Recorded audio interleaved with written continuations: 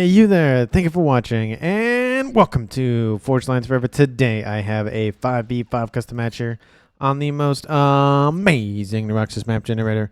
So let's go ahead and introduce our teams and our players. Starting off with Team 1 in the north, and with Team 2 in the south. Starting off with Team 1, let's go eastern and then work our way southward, kind of westward south. We have in Snow White, Team 1's Mutzo. He is a UEF for this match. He is a 1,000 rated player. To his west is the highest rated player on Team 1. And in the game overall at a 2,500 rating, he is Pavor in Pac-Man Yellow as a Cybran.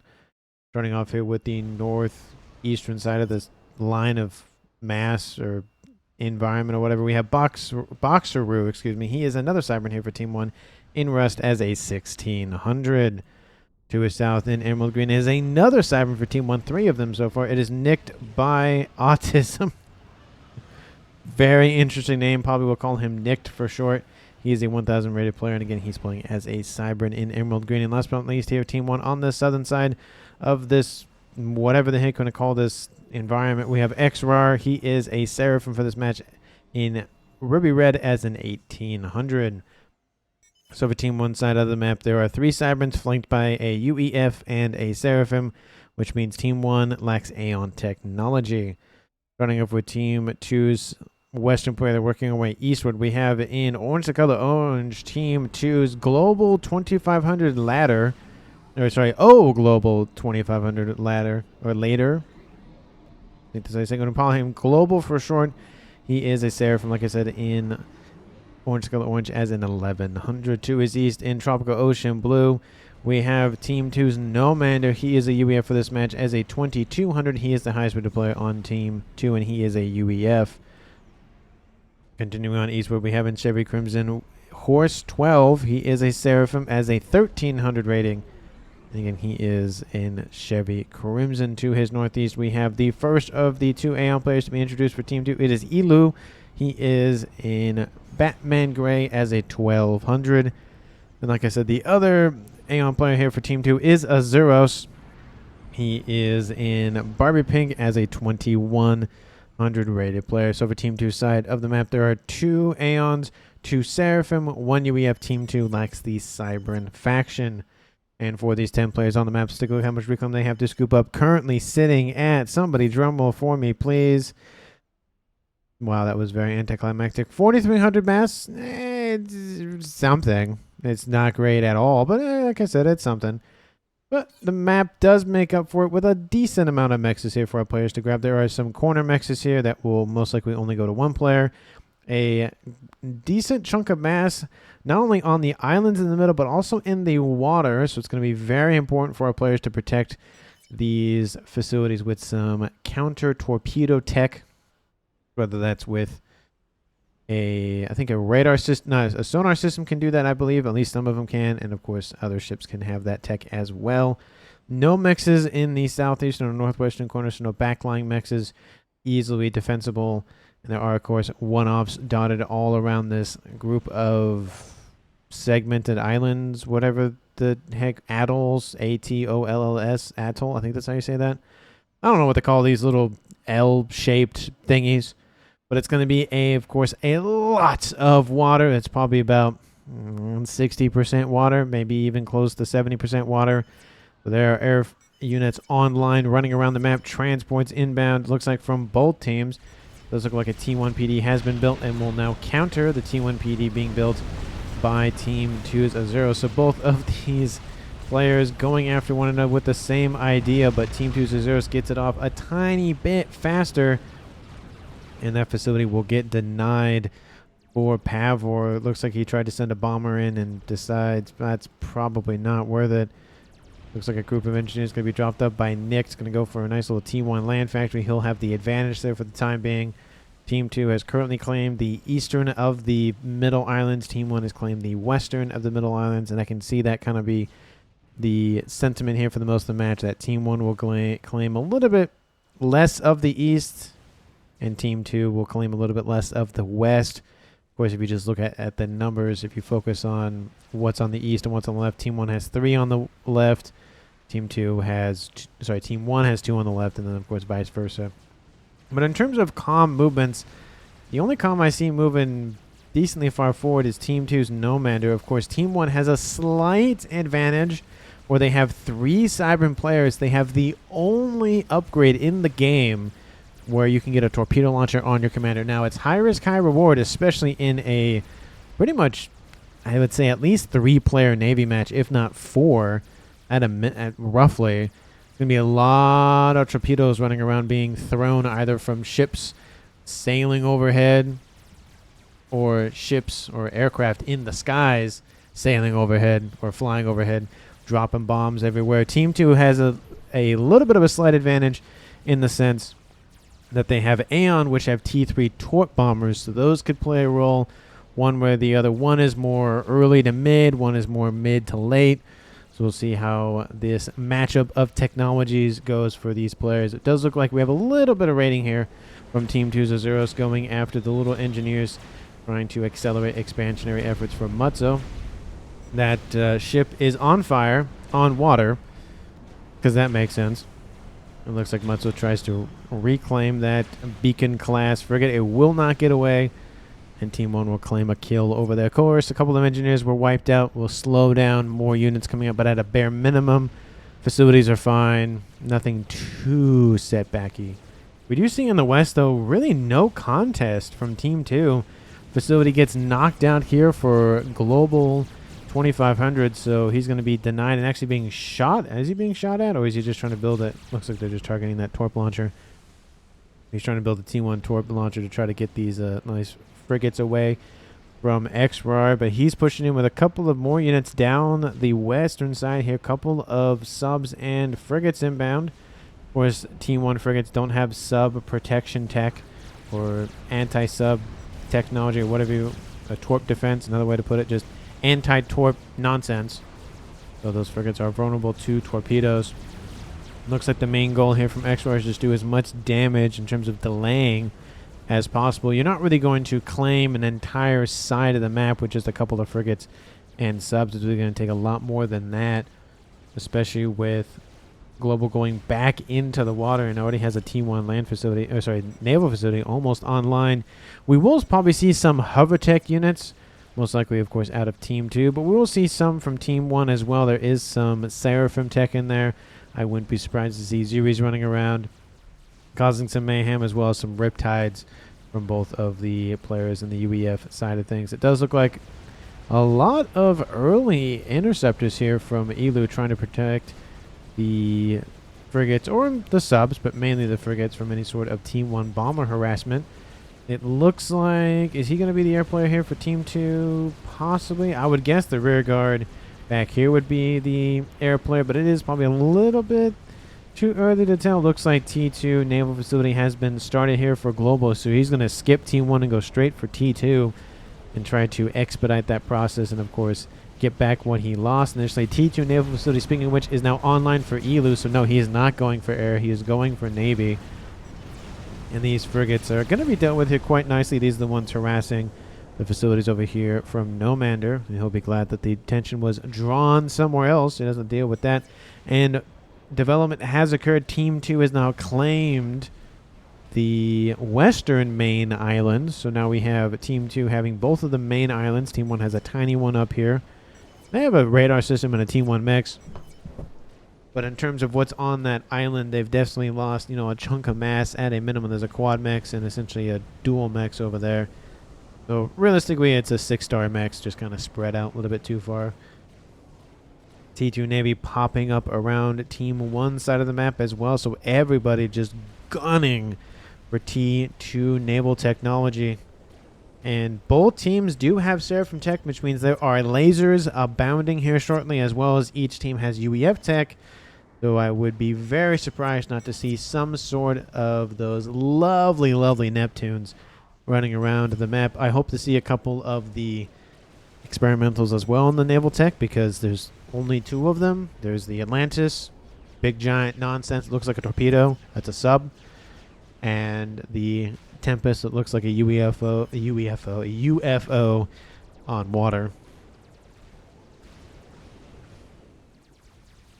In the east, not really a lot of pressure here from either team, but it looks like it's starting to come a little bit closer to home. Of course, the expedition to go straight for T2 is definitely what a lot of players are focusing on, and that's why there's not that many units online for Azuros. But once he gets his first once he gets his first Exodus and probably another one online here shortly, he'll be able to force back Mutso a little bit. And again, in terms of the rating differences, we're talking about a 2100 versus a 1000 rated player. I would never, or at least do my best not to underestimate my opponent in any degree. Of course, in the reverse side of things, whoa, hold on. What's going on over here? Team 2's Global has gifted everything over to Nomander. I don't know if he's control carrying or not, or he has to go somewhere. But that's very interesting. What I was going to say is Global is a 1100 player facing off against an 1800. So similar situation. Discrepancy isn't as bad, but it's still decent. And that is the, not danger, but the downside with playing with such a wide variety of players in terms of rating between 2500 and 1000 is you're probably going to have some matchups that aren't the best in terms of, you know, a 2100 facing off against a 22 or an 18, kind of more closer with their rating kind of nonsense. We do see a couple of the cruisers now coming online here for XR. So again, missile tech, very, very important here. It's going to force a lot of these players to keep their naval units moving constantly, because that's free damage. Now, there are some of those ships that do have TMDs on board. I think some of the cruisers do at least, and then I know at least 2 of the battleships I can think of off the top of my head, if not all of them, have TMD. So cruisers are going to be very important mid to late as well, especially the governors and the, however you pronounce that nonsense of a name. And I'm not even going to attempt. I've tried to do other names, and I'm not. No. And again, everybody on Team 1 has dipped their toes in the Navy in some degree, and I think everybody, bar Mutso, who's not going for T2, has T2 Navy online. Team 2 looks like it was probably just a brief moment of Global having to do something, whatever the case may be. So he has T2. Nomander probably going for T2 here shortly. Lots of spam from him, and everybody else on Team 2 has T2 as well. So it is a full Navy game. It's very rare to see these games where it is everybody's in Navy in some degree. There's no, oh, there's a couple players, like Seton's a good example of maybe 3 of the 4, but you won't see all 4. This is everybody has some feet, head, shoulders, knee, something in the water. We're seeing a couple of T1 bombers coming to raid the rest of these non-existent forces here from Team 2's Nomander. He's lost this position partly due to the bombardment from the destroyers essentially right off the assembly line over here in the east. Azero still retains control, and I wouldn't be surprised to see some sort of attack missile launch from either of these raised islands. Actually, they're not that far off of the verticality, the altitude here, so that artillery bombardment from the Salem's actually able to hit everything up here. But maybe T2, you know, clink hammers, artillery, that sort of thing on these islands to kind of create nice little exclusion zone, or at least attempt to, because this map isn't super big, and yeah, it's a 20 by 20 in terms of name, but that's a name only. It's really like a 15 by 15, and then you really take into account the fact that it's not that far away between the main islands for both teams. So realistically, I mean, that's a hop, skip, and a jump from being right in their front yard, knocking on the front door sort of thing. T2 Air is online here for Boxeroo, so he's going to be the air player here for Team 1. Team 2 does not have an air player. Oh, no, I will apologize. Team 2 does have an air player, not Horus for Team 2, but it is going to be Nomander, who's now upgrading to T3. We do see that Boxeroo is doing the same as well. So at least 1 air player for each team. You got to have air. It's just, I don't think I've seen any game, unless there's been a gentleman's agreement beforehand where it says no air. Every match is going to have some sort of air. But we see a lot of these yellow forces over here to the west. Sorry, east, excuse me. My direction is completely just failing me today. And it's a lot of Cybern and UEF mixing in. Looks like Mutso is building forces here for Pavor and then transferring them over. He's possibly focusing on eco a little bit more and allowing his APM to be focused on other things. We do see some assistance inbound from Team 2's Elu coming in to try to rescue Azuros, because this is a lot of incoming fire, both in the cannon fodder department and the torpedo department. Don't see a lot of T2 sub hunters or killers as of yet. I wouldn't be surprised to see them shortly. And of course, Yassaus are available for both teams, so that is something to be very, very careful of. Those T3 subs are nasty. They're very, very dangerous. And of course, Team 1 does have harms also available to them, so that is another thing to think about. We do see a couple of forces just stacking up. And these Salems are going to... they have torpedo defense on board. They're going to probably be slowed and eaten because there wasn't 8. There's now 6. There's a little bit more subs here, but they're slowly being eaten away by the torpedoes on board the Salems. We're seeing some forces inbound also from Global here to the west, and it doesn't look like we'll see much comm action here. It is very dangerous to walk their comm even halfway. I mean, we saw Nomander go right about here and went, I'm going to go home now, and then goes back home. But these comms are going to probably stay in the water for a while, if not the entirety. I wouldn't be surprised to see somebody hide over here and maybe hide in that little divot right here as well. This depends on how our players feel about where they are position-wise. But there's a lot of pressure coming in from the east here. From Team 1, you would think with 3 players on the eastern side here, essentially it's a little bit more of an advantage. But Team 2 is on the back foot on the eastern side, and it's a little bit more even on the west, but it's definitely favoring Team 1 ever so slightly with all of these destroyers running around here. But it is laser v simulated fire nonsense. So it is going to favor Team 1 just because of the numbers. But there are some torpedo bombers coming online here for Nomander to try to thin that herd out a little bit. But like I said, Team 2 has access to both of the naval experimentals. Team 1 only has access to 1. And that Tempest has very long range. It is devastating to go after. There's the last mission for the Aeon side of things. There's a Tempest that kind of wrecked my shop a couple of times. I've been doing testing for that campaign video that I'll be putting out at the end of this week, so look out for that. But in my testing and trying to do a couple of things, yeah, I got to prep for that. That's kind of a not good thing to deal with. My strategy so far was not working in that regard, so I got to think about how to counter that. That thing specifically. Everything else was pretty much fine up until that point, and then I just got wrecked. We're seeing the bulwark come in very handy here. These very large bubble shields moving in to protect all of these naval forces, and just the bombardment is just non-stop here. In Team 1, again, you can see they aren't inching super close to Team 2's main facility, but they're almost in range of that headquarters, and it would be devastating for Team 2, especially Azuros, to lose that. You can see this is the range essentially of the furthest destroyer, and it's pretty close. And Team 2 desperately needs some mobile shielding. They do have some asylums moving in from Elu to assist, but I mean, it's very short range. There's not really that much coverage in terms of hit points. There's 3,500 for shields. Well, I mean, the bulwarks are actually being targeted by Team 2, to be fair, but the total is 5,500, so a little bit more, and it's a wider range, so some advantages there, some disadvantages on the other side of things in terms of range, of course.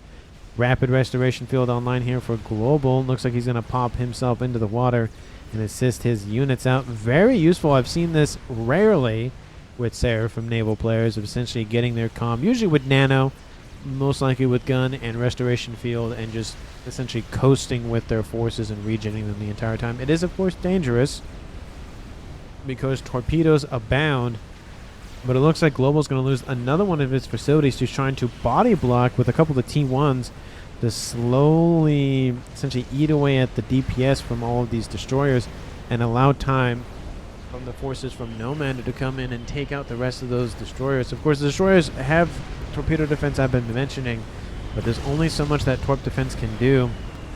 More destroyers coming online here for Global to just, again, buy time, and you can see all of those engineers just get wiped out. T1 torpedo launchers now online, and it's going to pretty much save that T2 naval headquarters. So great job here from Nomander assisting his teammate on that western side. There are more forces inbound now from Horse to assist as well, and that's a one benefit here. Being in the middle, you can send forces west or east, but Team 2 is on the back foot in the west and most definitely in the east. Now it's not as bad in the east, but I mean, it's kind of dire there for a minute there or two for Global. And he's doing a really good job of just keeping that facility online, acting as the main focus, allowing Team 2 to focus on other endeavors. T3 Air is online, and air expansionary efforts are coming online as well to, again, deal with all of the nonsense that is naval warfare.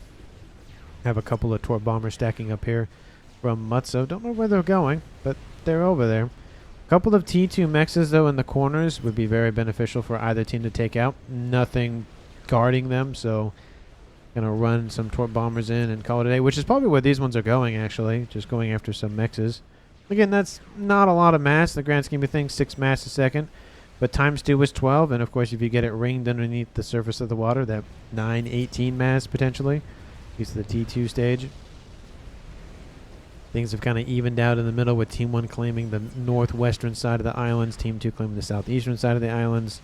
Mex is being taken out, of course, by bombardment from all these destroyers. I haven't seen any... Oh, okay, I was going to say there's no messages yet, but somebody has gone T3. He started. That is Nomander, and he is the UEF player for Team 2, which means he has access to those Neptunes. They are essentially the T2 Seraphim Destroyer on steroids, is how I describe them. Very deadly. Very, very deadly. And we have T3 Naval coming online here for Team 1's XR, and he's going... Is that the Destroyer? Yeah, that's a Destroyer. It's too small to be a Battleship. So he's not even going for Battleships yet, but he has access to T3. So does Nicked for... Or Nicked by Autism. Again, Nicked for short. He has T3 Navy. T3 Navy here for Team 1's Pavor. T3... Nope, not yet. So we have, what? 3 of the 5 players for Team 1 who has T3 Navy. T2, again, is the main focus, especially for Azuros. He's been on constant bombardment. He really doesn't have any time to build any sort of momentum to get to T3 as of yet, but he has a lot of engineers spamming out a lot of units. Nothing else here for anybody else on Team 2. But now we see, again, a slow pushback occurring here from Team 2's western side, and even go almost in range of that headquarters up here. Now we see a battleship has been started. It's going to take a little bit of a while to get that thing online. We even see some torp launchers and some sonar systems and some TMD to protect that facility as well. In the east, bombers coming in and try to shore things up, as well as kind of poke through the defenses a little bit. Cruisers dealing with those very nicely. They don't have the missiles on board, those Aeon or the Cybern ones, but you know, it's better than nothing. Again, I'm kind of partial to those missiles. It is just, you know, an infinite, quote-unquote, amount of damage that is just sitting there waiting to be used. It can be countered quite easily, especially if you have some loyalists, but, you know, it's just, quote-unquote, infinite damage, so why not have that advantage? Still no T3 here for Mutso, but he's getting a lot of some frigates as well as some destroyers online. Would love to see a little bit more of the cruiser department here from him, just to, again, keep Team 2's Azuros constantly on his toes. He cannot stop moving, regardless of incoming bombardment from shells or from missiles.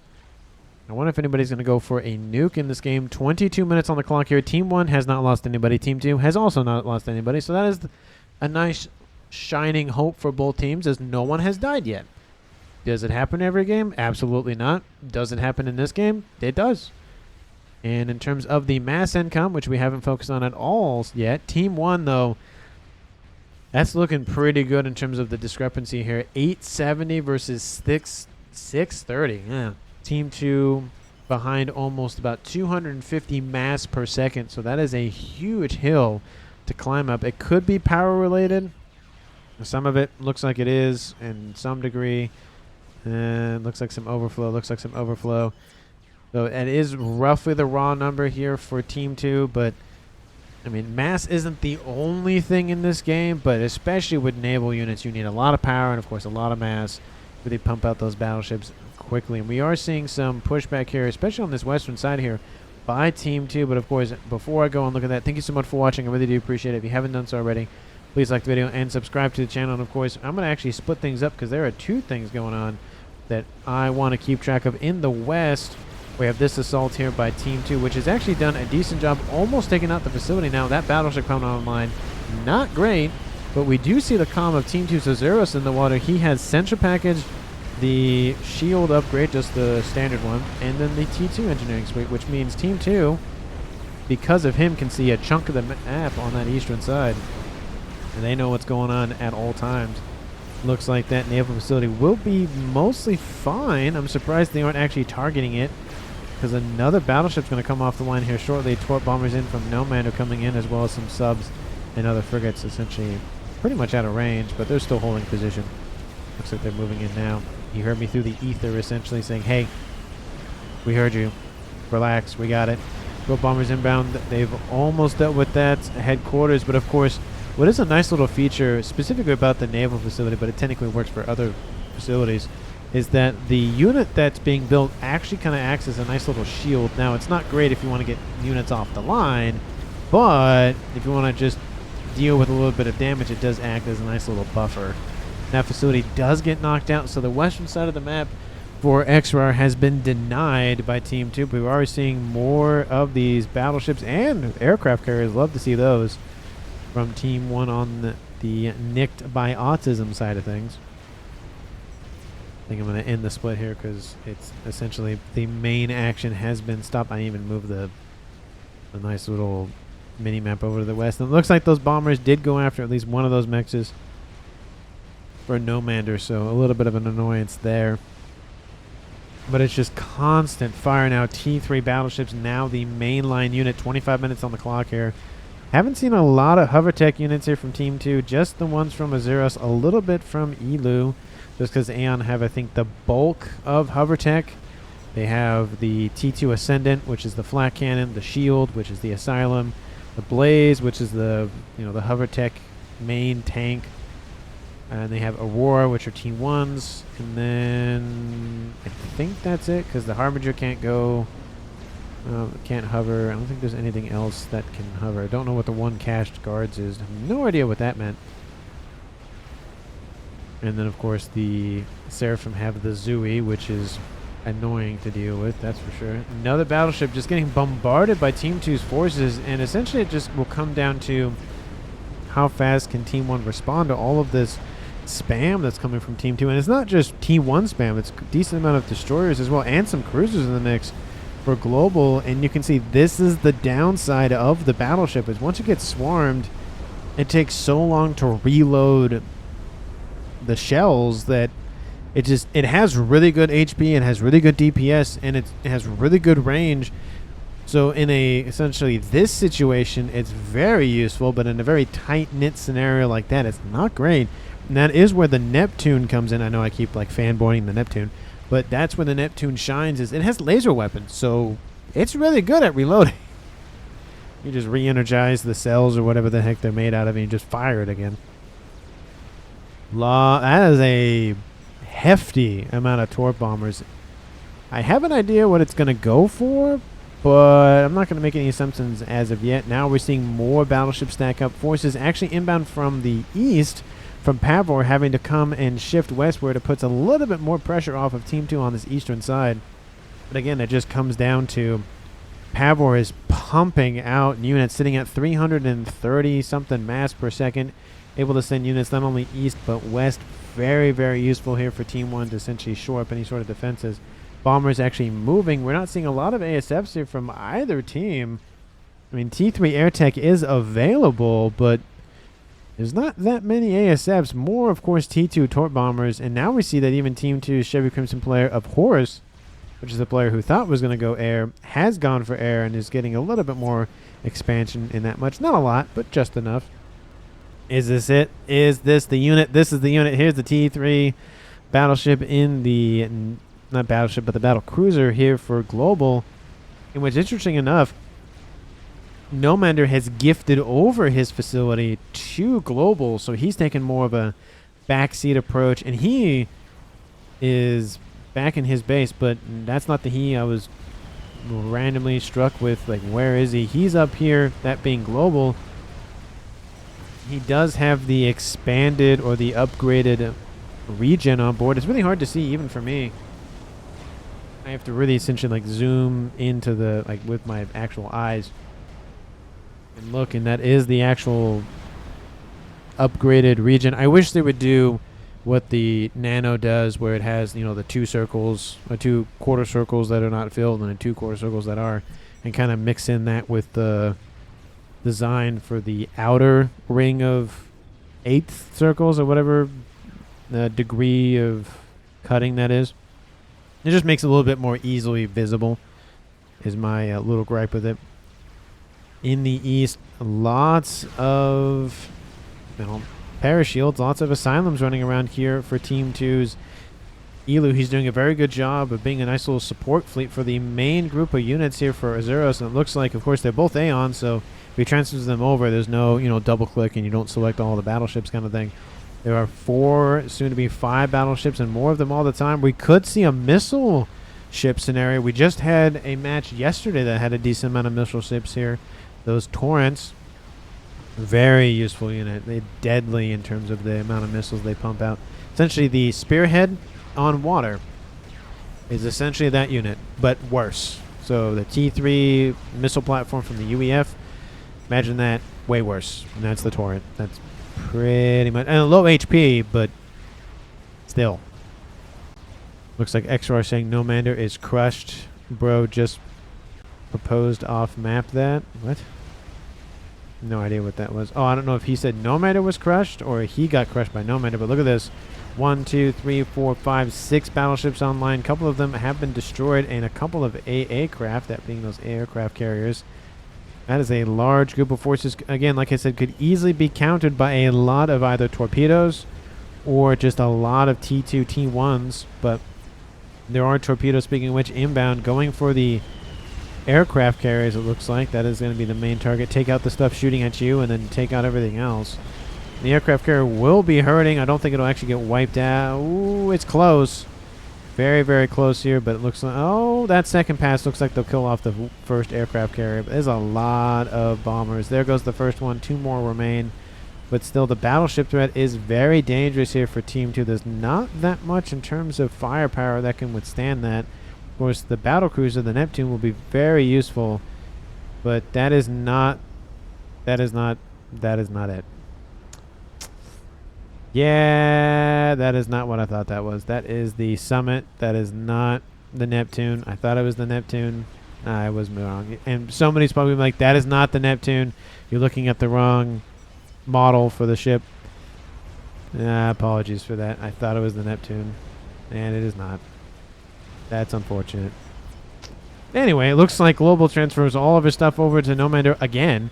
I have no idea what's been going on with this. Units being constantly transferred over one way or the other, and structures as well. Maybe Global is just seeing that his death is on the horizon. He's doing his best to help and be on the front lines and regen those ships to keep them happy and healthy. Oh, no, there isn't. No. Okay, I'm not super crazy. The Neptune was built. I just don't know if that was the one that I was looking at earlier. So, okay, there's some degree of I was possibly right, possibly wrong. Most likely wrong in my case, as is the case with at least a decent portion of my life, being married and whatnot. But you can see, look at this, battleship still able to target the battle cruiser, but it has very long range considering. And it does a decent amount of damage, but there's just so many battleships online, not only outranging it, but that Neptune is all alone and has no bulwarks to try to shield it a little bit. It's just being wiped out very quickly. 120 hit point a second per, from this regen is going to help keep it online, but out of 30,000 hit points, that's a tall order to regen.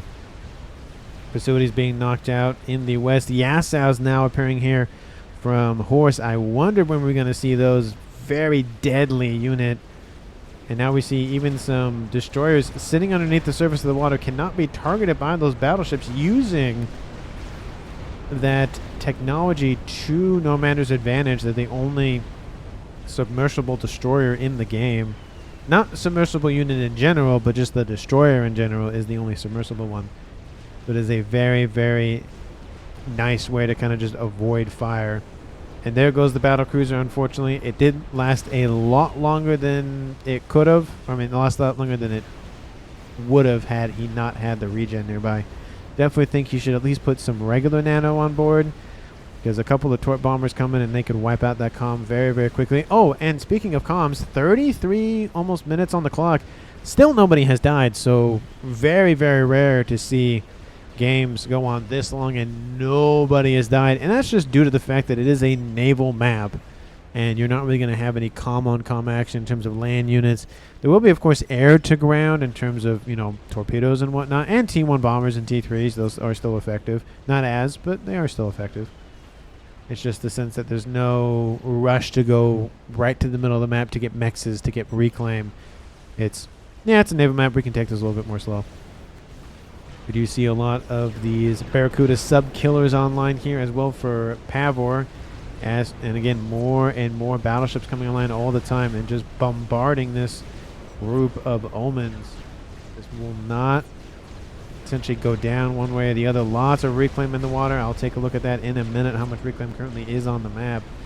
And I bet there's probably at least 100,000 at this point. I mean, just looking at right here, there's engineers already on the front line scooping up as much as they can. And it's just constantly back and forth. I am surprised to not see any experimentals in terms of the naval side of the thing. Okay, well, you know, game, you don't have to do that every single time I say something. Speaking of which, first experimental unit notification that I've noticed, and it is the Atlantis, the torpedo-looking sub. Granted, most subs look like torpedoes to be fair, but this one specifically, it looks like just a straight-up torpedo. It just had a growth spurt, kind of like the Hulk, but is permanent. And that's, of course, going to sit underneath the surface. Another one going to be built here. I'm surprised we have... Oh, okay, well, there it is. I was wondering when I would see it. And it's because I'm not looking for it. There it is, the T4 experimental battleship. Looks like a donut without the hole on land. And I like this kind of undercarriage that you get... Can I please? Thank you. You get this huge undercarriage system that you don't really see once it's deployed. I don't even see it. I don't know why that exists if you never really see it when it's in use. It's not like a unit that can walk on land, which would be very overpowered in my opinion. I mean, just imagine a Salem, but way worse and longer range on water. Oh, sorry, on land. It's deadly, essentially. I do like the fact that there's one Omen that's controlled by somebody not Azuros. He's right there, and I get it. Elu's doing a bunch of stuff as well. He has his own naval units. I get that. He's over here. But I like how the one battleship in this whole lineup is not the same color. It's just kind of bugging me a little bit. There are battleships over here, but he's not over there with them, so I don't know what that's about. And we see a huge pushback here from Team 1. T3 naval facility, of course, rebuilt, spamming up those battleships that have nuke capability on board. Mutzo builds another experimental. He is pumping out those Atlantis very quickly. And this could be a very deadly scenario here for Team 2 if they don't get that Tempest online here shortly. The only downside at this point is where do you send it? Because the West is starting to collapse. Team 2 had a huge comeback and has slowly been pushed back. On the eastern side of things, it's more just stalemate at that point. And in terms of reclaim, because I did say I would take a look at the current reclaim, I did say it's 100,000. It was close, 91,000. That's decently close to how much mass is on the field. And there's a lot of it, to be fair, everywhere. There's actually croppings of 1,000 or so. Looks like there was some strat bombers that maybe came in. I don't know if the... Oh, that's definitely a strat bomber wreck. That's from Team 2. Unless Team 1 lost a bomber up there to Team 2's ASF or something. But the battleship is online. It's deployed its main cannon. And the crazy nonsense of this ship is you can actually produce, I think it's up to T2 units from the back half of that facility. Now, I don't remember if it has to be stationary. I know a while back they modified the FAF so you can use it while it's moving in terms of the factory. I don't know if they've done that for the Tempest. I haven't focused that much because there's not that many naval maps, to be fair. At least in maps that actually work and don't have desyncs and whatnot. Regen Orb, hi, nice global, says Horse. Cheering on his teammate there. And of course, they're coming in and regenning all of these gas cells. Again, now 120 hit points per second on a 4,800 HP unit. Very nice. I mean, in 4 seconds, that's 10%. So in 40 seconds, you've regened it back up to full health. He is now slowly being targeted, though, so that is a danger for Global. He could be the first player out, but again, we did have a Zeros over here in the water as well, so we have 2 players on Team 2 that are in the action. Now, I would say Global's a little bit more in that action versus a Zeros who's kind of a little bit behind the front. I mean, he's in the front line, but he's kind of a little bit behind it. He's more providing vision than essentially constantly engaging. He probably wishes he had that regen or online as well for his comm. But now we see essentially all of these horse, I wasn't see all these horses, but all of these Yasels from horse stacking up on top of Global. And it looks like there's some ground firing going on from all of these galaxies up here. Now we see some summits inbound. That one looked like it was in the water for a second, probably just because of the coloration.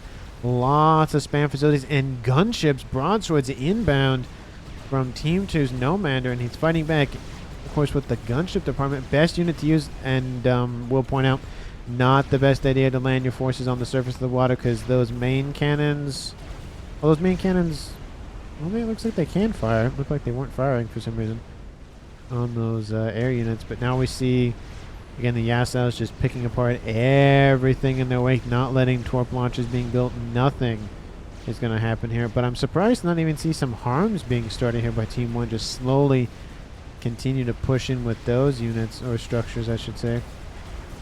There are some guided T3 AA flak coming online here from XRAR, but in the east, those numbers are depleting quite quickly here for Team 2. Of course, now Azuros is being targeted by some torpedoes. That's not great. That Tempest now full firing everything at these little frigates, acting as some nice little distraction cannon fodder, while the main cannon, I mean, that thing does a lot of damage, so just killing off one frigate is not enough. You got to go after the battleships, or even just the destroyers at a minimum. One-shot them. I think they can one-shot them. We see more T2 sub-hunters, not sub-killers, but sub-hunters coming online here for Team 2's Elu as well. It looks like the main focus here from Azuros, I know he's built his own Tempest, so no, never mind. Doesn't say he's more of the mainline unit, and Elu's been more of the support unit, but now it's just kind of a mix of everything.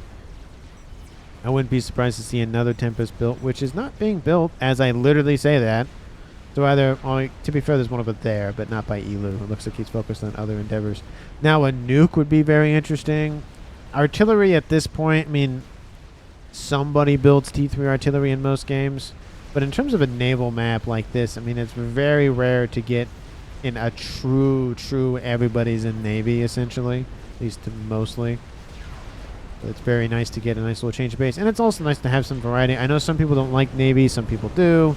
I'm one of those people that do. For me, it's more of a slower side of things. Things take a while to build up, and then it's just constant fighting.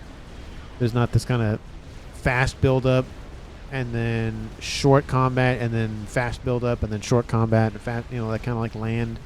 And air is kind of like that, but not as bad. In the west here, we do see all of these Yasels spreading out. The comm of Nomander has teleport and Billy Nuke on board, going after that T3 naval headquarters. That is a lot of engineers. Ooh, that's a lot of build power. That's gonna hurt. And that deserves a kaboom. Like, just, that's so many kills. 95 kills. I don't know if that's all engineers, maybe most. Gets up to 4-star veterancy now, but that is not great for Team 1's build power at all. Specifically, of course, XRAR, because he's the one in control of those. ASF's moving in from Boxeroo. We haven't really had an air fight as well. It's mainly just been torp bombers throwing themselves at each other. ASF's shifted over here from Team 2's, looks like Elu, who's been, of course, not Elu, but Horus coming into air as well. Surprised there's no other additional air facilities online somewhere. Oh, okay. Well, there is a nuke. And scratch that. There's 2 nukes. Both of the Apocalypse nuke launches here from Team 2's Aeon players. Team 1, do you have an SMD over there? Artillery not being built. Okay, that's just a shield emplacement. No, nothing big. Nothing too crazy. There isn't an SMD over there. That would be a good target. No SMD. No SMD. There is an SMD over here. And there is an SMD for Power Force. So the eastern side will be fine. The western side is in danger of nukes. And I feel like once somebody fires a nuke, everybody else builds SMD, of course, but then I think everybody else is going to think about building nukes as well. And did I miss an air fight? I don't think I did. T2 torp bombers coming in. That is a lot of that nonsense. And they are coming in, wiping out the rest of those subs underneath the surface. Looks like those, yeah, all those Yasos still doing decently fine. There's definitely not many more of them, but you know, they're staying online. And now we see Global coming in, getting an upgrade on board, assisted by Nomander. Of course, regenning all of the battleships, keeping them online at least a little bit longer. And look at this 4 Tempest nonsense over here. Still, not one of them has been taken out. That one is severely damaged, but they are staying online. Most of the main battleships, though, are taken offline. And that is the, not danger, but it's that whole situation with T3 battleships versus T2 and T1 frigates. It's at some point, quantity does beat quality. So it's just a danger of Team 2 to focus, or Team 1 to focus solely on like the big unit kind of thing. But those Tempests, to be fair, have a longer range than normal battleships, so that puts Team 2 at a huge advantage in that regard. That's the range that they can fire at. Team 1, let's grab one of their galaxies. I think there's, well, yeah, there should be one right here. That's the range, so essentially this unit can fire at this one, but that one can't fire at that one. It looks like Global has transferred everything over. It has one facility, a couple of engineers. That, I'm assuming it's Nano. There's no way it's nothing else other than Nano. I feel like he should have built it before he gifted his base over, but that's just me. Yep, there's the Nano upgrade. I figured he's going for that. Is he going to go for advanced? He may be going for advanced Nano. No, that's gun. He's going for gun, surprisingly enough. And it looks like the battleships, the numbers are slowly favoring Team 2 now on this western side. So lots of T4 battleships in the east, and a couple of T3s, another one being built. He's just going to spam those things up. One of them actually submerged underneath the surface. That way it doesn't get shot at as bad. But it is severely losing hit points. You can see 4 Atlanti, whatever the heck I named them, that one sentence video, which was, I think, a couple days ago, actually. I was gonna say, do not tell me that engineer is trying to reclaim an Atlantis. That would be very interesting, but it looked like it was for the moment. Yeah, look at that. It looks like it's being reclaimed. Sinks that Tempest. That is the city of Atlantis is back. I did think that the Atlantis movie, the first one made by Disney, really, really good. Second one, nah, not good. Not a fan. But the first one was really good. They had that really kind of nice golden era of just... They did Treasure Planet, which I thought was really good. Cusco, like the Emperor's New Groove. That's my one of my top 10 movies of all time. It's just it's one of those just stupid fun movies, and it's partly nostalgic, of course, for me. I haven't watched it in a while. I should go back and watch it. But I wonder how much mass has been... Oh, okay. Well, the scoreboard has told me now. 116,000 for Team 2, 50,000 not even for Team 1. But Team 1 has accrued more mass overall at 3 million mass versus Team 2's 2.5 million mass. How is those nukes loading? Well, this one's being heavily loaded and almost loaded, actually about to load, excuse me. Team 2's other nuke, Azero's...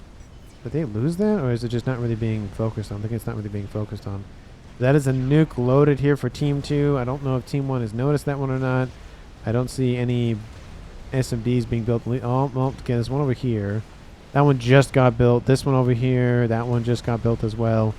So Team 2 has an open shot as long as they ignore this one over here, because that one is now just loaded. And in terms of nuking, see, the downside with nuking the forces from Team 1 is that, yeah, you create a nice little hole, but because Navy is so slow, not so slow, but it's decently slow, the other team may be able to have enough time to react to that. Now, if you take out a base, yeah, it's not going to be felt initially, but it's definitely going to be felt along the line. So 43 minutes on the clock here, and nobody has died. 43 minutes, and technically Nomander's been sitting on dual base for a while now. And the mass income slowly, of course, coming together once again. Another Speaking of which, Nomander throwing out a tactical Billy Nuke. This might be actually be the first kill of the game. Mutz was going to move, and he didn't go for the comm. That could have been just a coincidence or something. But there goes another group, and that Billy Nuke, almost does not land. Almost, actually, I should say almost does land. And now, where is he going? Is he just going home? Looks like he's going home. But the nuke over here to the west lands, takes out a clump. Look at that. 1, 2. Oh, no, that one's not dead. 1, 2, 3, 4, 5 battleships. Tons of engineers. That's a kaboom for sure. Oh, that is... I mean, like I said, I wouldn't have gone for that. For me, personally, I would have gone for the base. Especially because now SMD is going to be abounding everywhere. There should be a naval unit that has like an SMD on board. I feel like that's a weakness.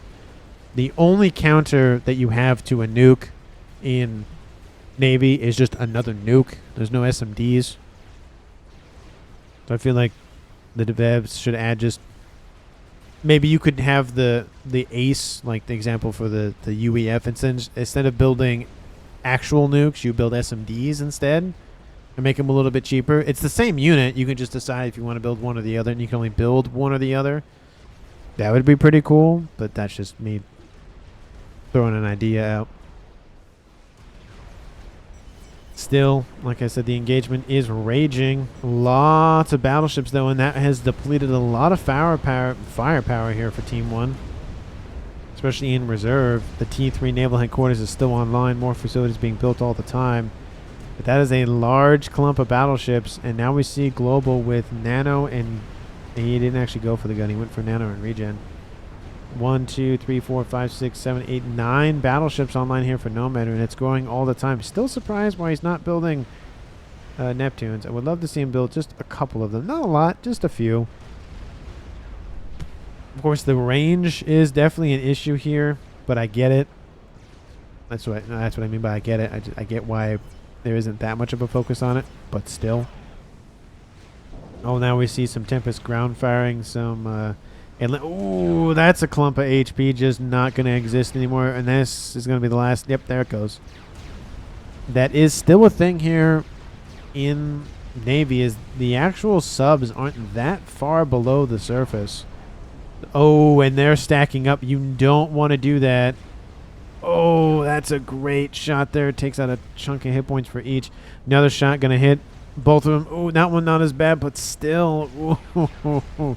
This one actually isn't even submerged, so that might be a problem. It does have good AA as well, and that might be a good distraction, but Mazuros is doing very good of trying to essentially place the ground firing in between, or at least kind of clumping around all that. But look at these, severely damaged. I mean, they're smoking everywhere.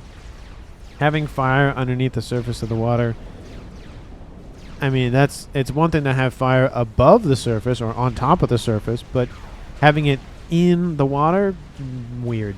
Just science-wise, it's weird. I bet it still happens, but it's still weird. And of course, those Tempests do have torpedoes on board. I can't remember if they have torp defenses or not. I think they do. It looks like they do. But so they're not completely vulnerable in that regard, but still, it's nice to have some other forces around them. But look at this. Team 2 has essentially been backed up to their main headquarters as well, at least the Zeros is. Now we have some RASCOMs building some harms, and this is really what's keeping Team 2 at bay, are all of these harms. Another nuke outbound from Team 2's Elu, going after that specifically. Teleporter has been started by Nicked by Autism. We could see a telemaser. There are 3 Cybern command. Actually, there's a Billy nuke right there that just exploded, taking out everything on that plateau, little island there. But we could see a telemaser. Does he have laser on board? No, so he just started the teleporter. Usually, if you build teleporter, you're going to build laser, especially if you're a Cybern. Or only if you're a Cybern, I guess. Scathers? Oh, Scathers is online for Team 1. That's not great for Team 2. Now, granted... Oh, sorry. Kaboom! But, granted, in this case, Team 2 is definitely not prepared for it. Air grid has been targeted. And that thing is not shielded, which will be great for Pavor. Ooh, that's a lot of not great things here for Nomander. Another volley will cement the air grid being destroyed, and that volley is now inbound. Now it puts a lot of pressure on Team 2 to get to that Scathis as fast as possible. And at 47 minutes on the clock here, it's not looking great for a counter to that unless they nuke it, which is a way to do that, or just strap bomber it, or artillery, or something. They need to shoot at it and blow it up. Attack missiles? What? Oh, that's artillery from those summits. There's a lot of battleships over here in the east. Pav, we're sitting on 15 of them, and Mutso sitting at 5 Atlantises. One of them is being built, and 8 battleships. So we're talking about, let's say, 20-something battleships plus 4 experimentals. That's a lot of hit points to chew through. It is a lot. AoE coming in. I was going to say it's going to take out that battleship. Takes out those engineers right behind it, though. And it's just going to be a slow carving away. And if Team 2 cannot last that long, that Scathis will wipe Team 2 off the map. The air grid is gone. There's no hopes of that coming back anytime soon. Shields will definitely, of course, assist with protecting all of that, but Team 2 just wasn't prepared for it. And you can see, because Navy is a slower side to things, even if the western side falls, it's going to take a while to get to that. Scathis up here to the north. And there are shields being built. There's some PD and some AA being built. Love to see that. Lots of hives to assist with shielding as well. So you can't just rush in with a bunch of units and maybe make that. Like a chicken example, you could just full send it and hopefully it gets there. Navy, it's just good luck getting it anywhere near that thing by the time it actually reaches that side of the map. Scathis now firing on, looks like, Horse's position. Lots of mass fab farms in the back. Those we might not feel good here in a minute.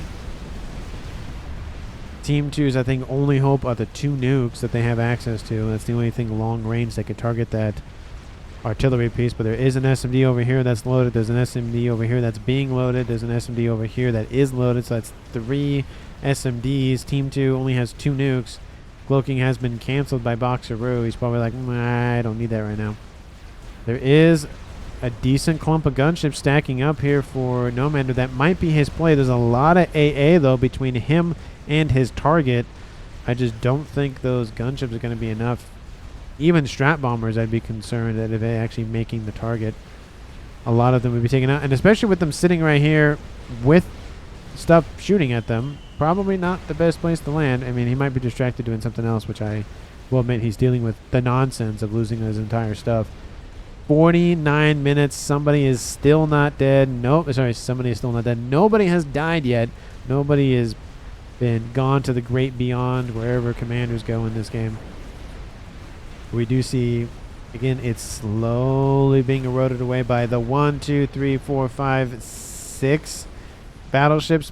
7 soon to be. It looks like that was the only casualty so far, unless the other ones have been reclaimed. Some of them are underneath the surface for protection because they're not feeling well.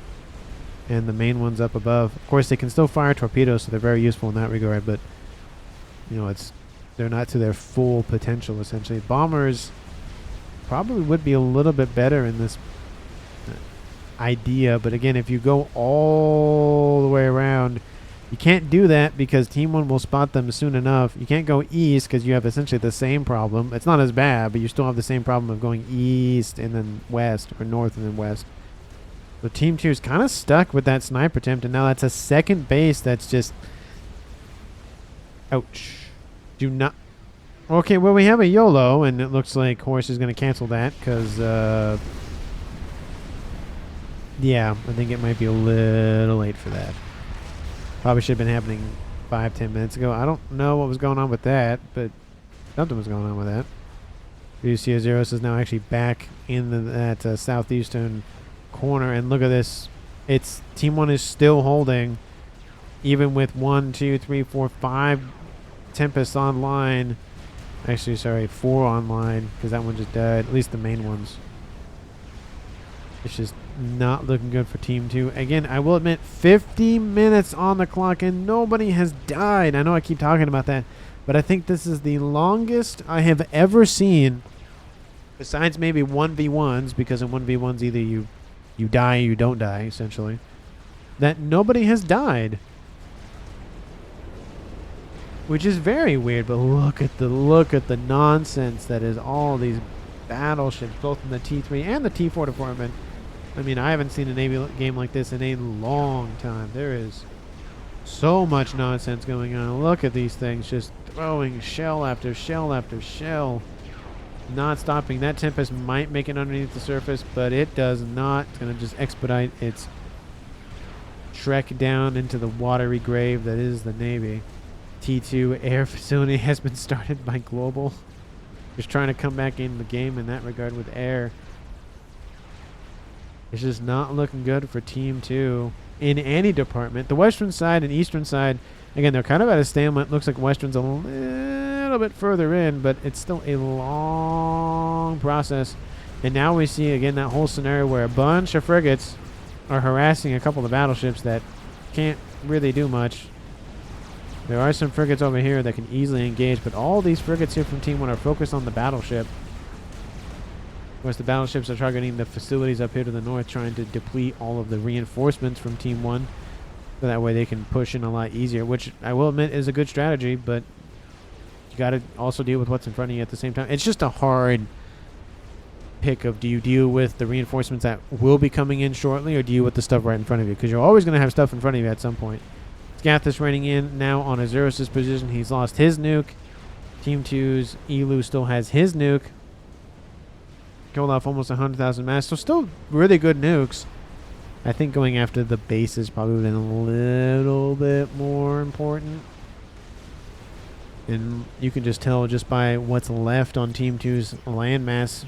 It's just there's so much more online for Team 1. Even if it's just T1 P-Gens or something that's up there. I mean, there's just so many other squares. Or trapezoids. Or rectangles. Or triangles. Or whatever the case may be. There's just a lot more stuff still online for Team 1. Team 2 is kind of lacking in stuff. And you need stuff to get more stuff. To get more stuff. To get more stuff. And if you followed that, good job, because I don't think I did. And I'm the one that said it. Lots of bulwarks. Nice AoE. Again, targets the clumping of battleships. I think there's 3 of them in that mix. I only see, I guess that's the health bar for this one. But that is not a great clumping. More Yassa's inbound. 51 minutes. The game is still not over, and Team 1 has had a Scathis for like, what, almost 10 minutes now? And Team 2 has not given up the tenacity for Team 2. Like, hey, we're still in this. We have a lot of battleships.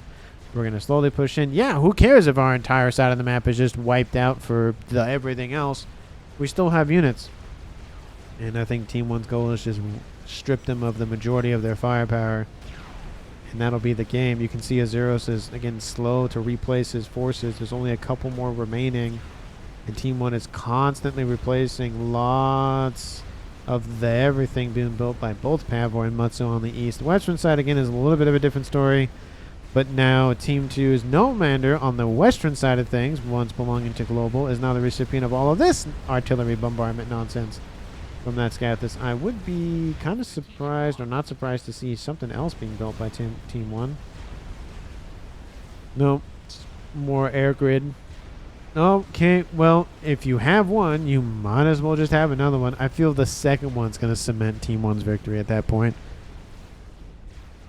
Unless both of them get taken offline one after the other. Having 2 Scathi at that point is kind of just not overkill, but it's essentially, we're going to win. And we're going to win. That's it. Especially in this scenario. In different scenarios, having 2 Scathis might not even be enough. But in this scenario, having 2 will definitely be enough. And I can't even speed it up, even if I wanted to, because my machine's running this game at -1, -2. So, yeah, we're just going to sit here and continue to bask in the glory that is just naval bombardment on both sides of the map. Torpedoes are inbound, going after all of those Tempests. That one is already dead.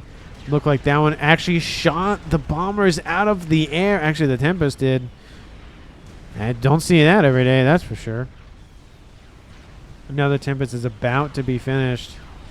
But it's, again, slow to replace. There's lots of mass on the map. How much mass actually specifically is on the map? It was 91.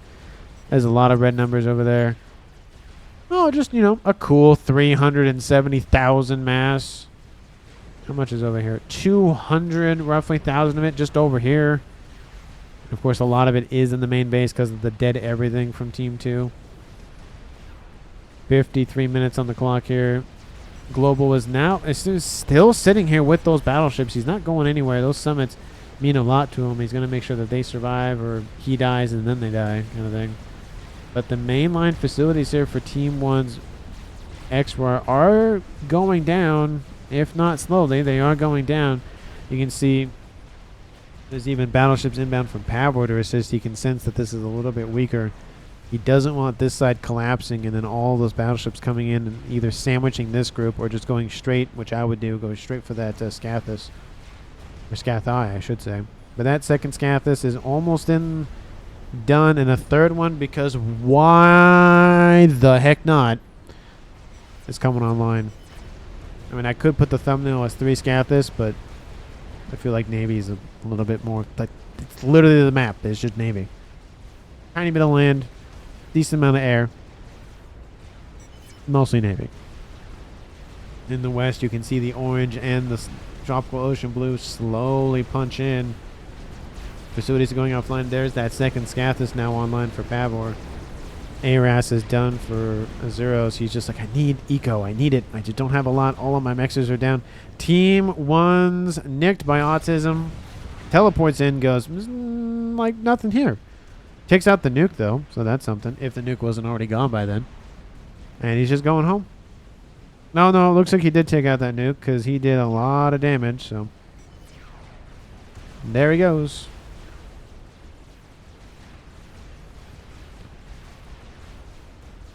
So, yeah, he definitely took the nuke out because he says nicked by autism. It says nuke is down.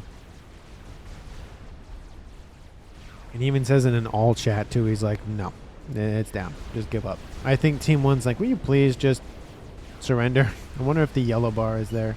No! Surprisingly enough, the yellow bar is not there.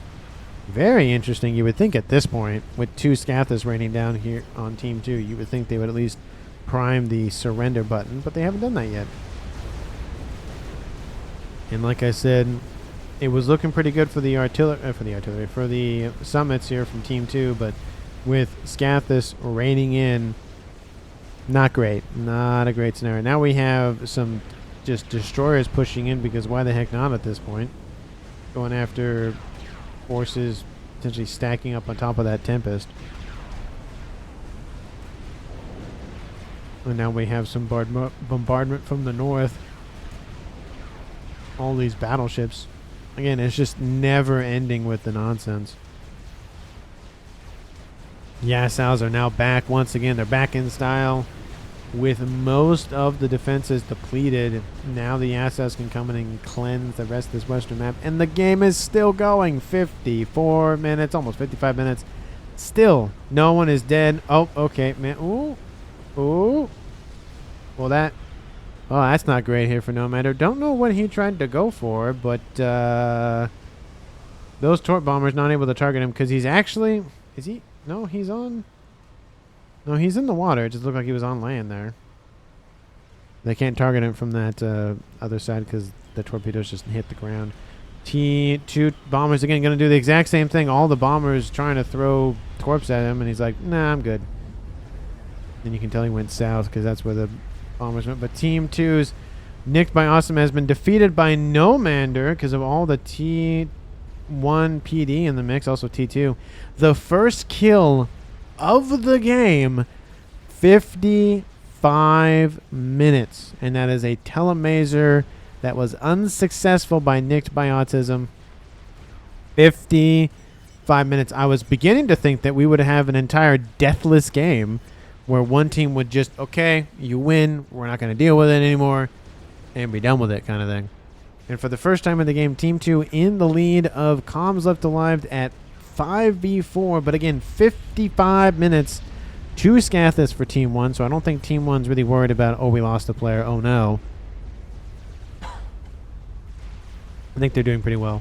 And then GG Boy says nicked. I mean, it's been a great match to cast. Yeah, it's a little bit slower in terms of the action, but it's a nice little change of pace, something relaxing. It's Navy.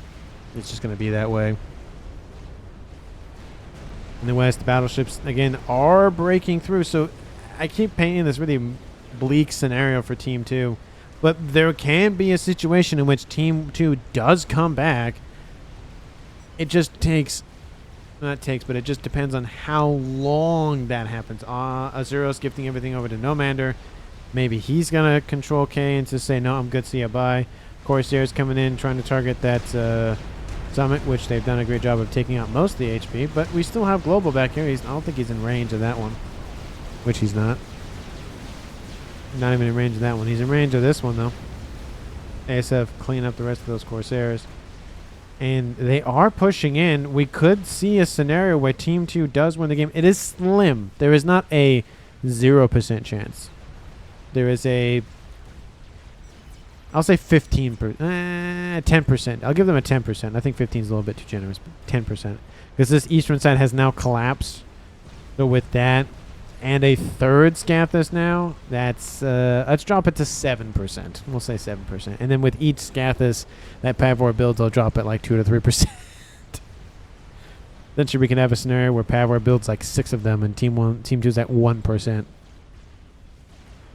Yassel's still pushing in. They could actually pop their heads out of the water and actually have a lot of AA. But they are just ripping through. Look at those hits. Look at it. Look at it. Look at it go down. And this is just ripping apart. 44,000 hit points in a matter of seconds.